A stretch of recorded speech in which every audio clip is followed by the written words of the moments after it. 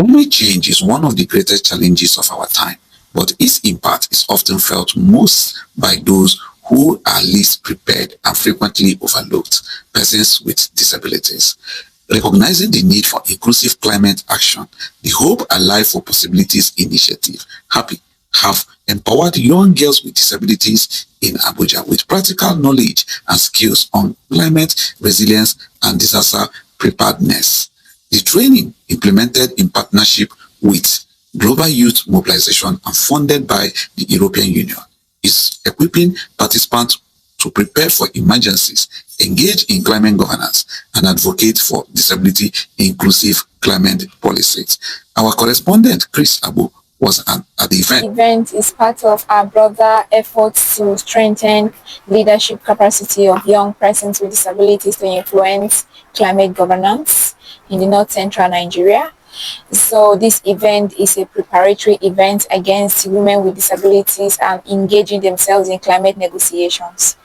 So from a breakfast dialogue that we had earlier in April this year, we realized that so many persons or young persons, particularly young women with disabilities, lacked knowledge on what climate change is. So for us to support them engage in climate negotiations, we need to build their capacity, first of all, on what climate change is, so that when they engage with government stakeholders, they know exactly what they are requesting for as well. More of building the capacity of the participant in the aspect of climate-related disasters and how they can be well prepared before the disaster even strikes.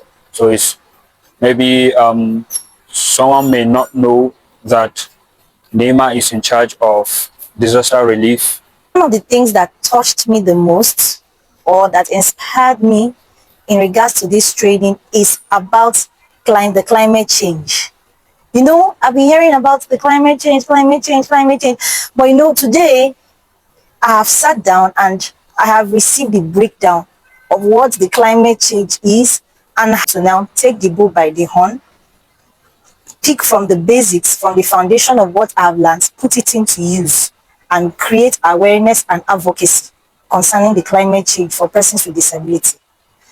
So far, I've learned of precautions, basic precautions we can take, and I've also been enlightened about climate risk and the effect it has on us, because we are more most vulnerable sometimes when we go through the climate change and flooding and everything that has to do with weather. Because a more stable and structured country, we as individuals would have to help ourselves too, because nobody can advocate for us as much as we can for ourselves. So we need to put in the work to learning and making research and actually being involved with climate and everything that has to do with it.